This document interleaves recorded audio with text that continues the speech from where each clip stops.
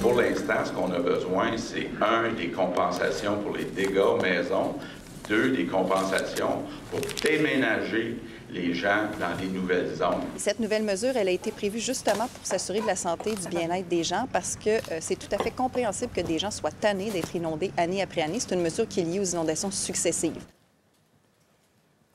Vous l'avez entendu, le gouvernement Legault qui répète depuis plus de 10 jours qu'il faudra penser à relocaliser les gens, parle de son nouveau programme d'indemnisation qui serait plus rapide, plus efficace, qui contient un plafond au sujet de l'aide financière, également un incitatif pour déménager. Tout ça alors que les sinistrés vivent un stress intense, ont les deux pieds dans l'eau. On va parler de cette stratégie de communication à notre table avec Martine Saint-Victor et Louis Aucoin. Bonjour à vous deux. Bonjour. Alors, que penser de cette déclaration du gouvernement Legault? Est-ce que c'est trop dur? Est-ce que c'est réaliste à juste titre? Louis, qu'est-ce que vous en pensez? Bien, c'est toujours difficile, les inondations, parce qu'on parle à différentes personnes. Il faut parler aux gens qui sont sinistrés, mais il faut parler aussi aux contribuables là, qui vont payer la note. Donc, et puis, il y a un sentiment en relations publiques, hein, on se fie un peu aux émotions des gens. Les émotions sont assez importantes. Et là, il y a une grande vague d'empathie, de sympathie pour ces gens-là, les gens qui sont sinistrés. Mais en même temps, il y a un autre aspect qu'on ne dit pas tout le temps. Il y a des gens qui se disent, oui, mais t'es chanceux quand même de vivre au bord de l'eau. Hein? Mais ça se dit pas. Donc, peut-être par sondage, mais ça se dit pas publiquement. Mais ça existe. Donc, les politiciens doivent en tenir compte quand on vient le temps d'aider ces gens-là, de dire aussi il y a des gens qui ont peut-être pas toute la même... Puis on le voit dans les médias sociaux en disant, ben c'est de ta faute. T'sais.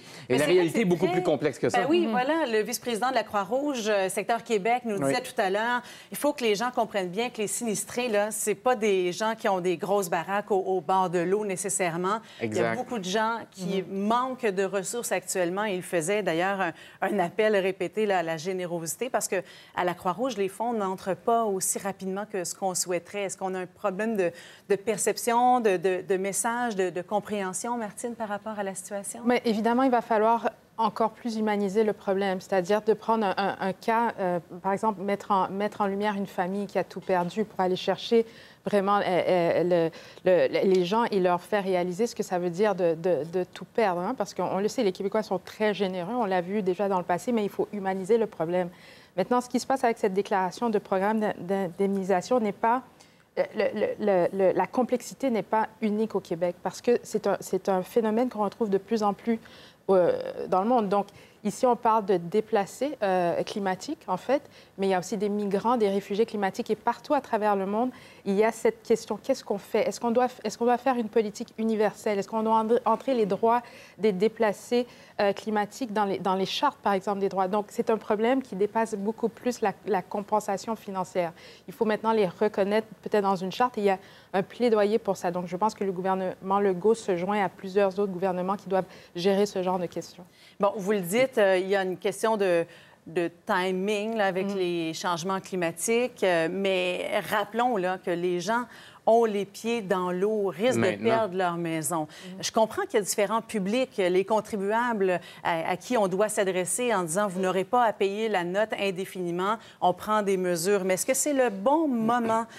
Je pense aux sinistrés qu'on compte par milliers actuellement. Est-ce que c'est le bon moment de répéter aux gens qui vont devoir penser à déménager? C'est une bonne question. Puis je vais poser à l'inverse. Donc, quand est-ce que c'est le bon moment de dire ça aux gens? Je ne sais pas. Ce que je remarque, par contre, c'est qu'en sortant ce programme-là, qui d'ailleurs était fait un peu, disons, un peu à la hâte quand même, c'est pas un programme très complexe, là. C'est un programme très simple, mais qui a envoyé le message...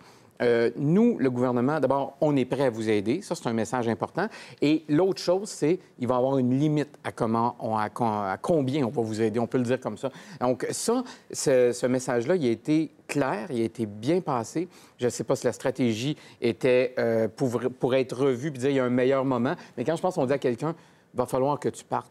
C'est jamais un bon moment de le faire. Effectivement, c'est ultra délicat. Et peut-être que le meilleur moment, dans le fond, c'est au moment où tu vis ce drame-là.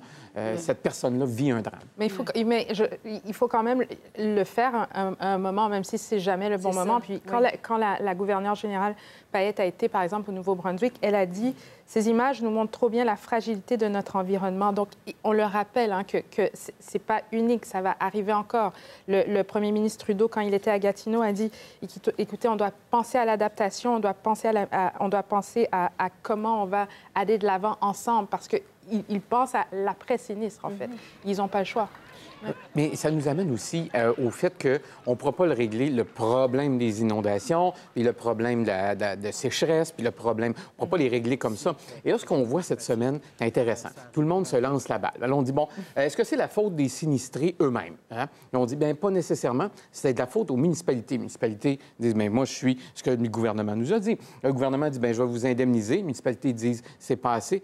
Tout ça, là, tout ce jeu-là politique, là, à la fin, il y a des gens qui sont sinistrés, qui ne sont pas aidés, et il y a des gens dans d'autres régions qui vivent d'autres problématiques de changement climatique qui ne sont pas des inondations et qu'on peut aider aussi. Donc, peut-être que là, on a un programme pour régler une situation particulière, mais peut-être que le gouvernement, ce dans quoi on devrait s'engager, c'est un espèce de chantier.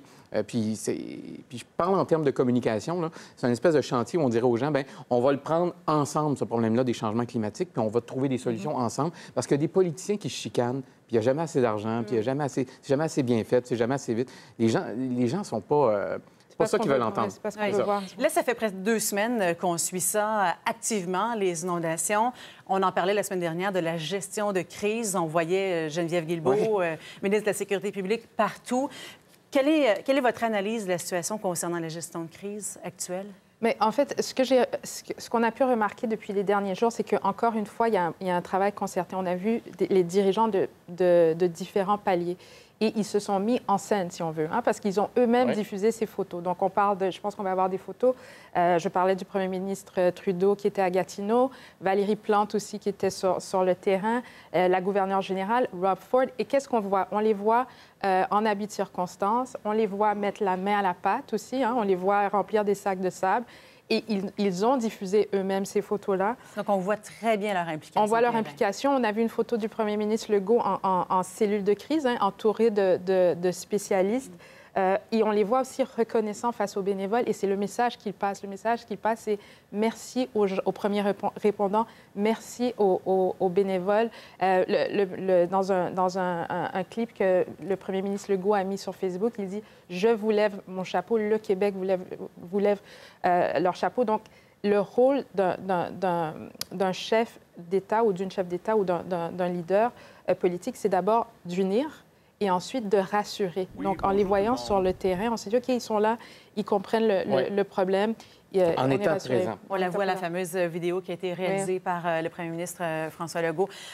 Donc, en cas de catastrophe comme ça, on mesure à quel point la communication, elle est déterminante. Oui, on mesure aussi qu'on a appris du passé. Oui. Et puis là, cette année, c'était pas une surprise pour les équipes de communication gouvernementale. On avait prévu des manières de faire. Mais par contre, il y a un autre côté à ça. C'est qu'en étant aussi près, en disant on s'en occupe, etc., est-ce qu'il y a autant de personnes qui se portent bénévoles en disant, bien, vous savez, tout ça, le gouvernement s'en occupe, tout va bien. Donc, peut-être le message de présence de bénévoles qui a été lancé par le député de Masquinongé, le vice-président de la Croix-Rouge, tout ça, devrait être répété par la ministre de la Sécurité publique, le premier ministre du Québec, le premier ministre Trudeau. Donc, ça aurait, je pense que ça aurait un impact important. Que ça monte les différents paliers. Oui.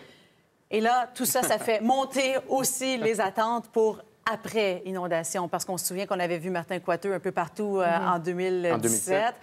Et après ça, la livraison, ça a été plus difficile, hein, quand il est venu le temps d'indemniser les gens, encore le quart des sinistrés qui n'ont pas reçu leur indemnité.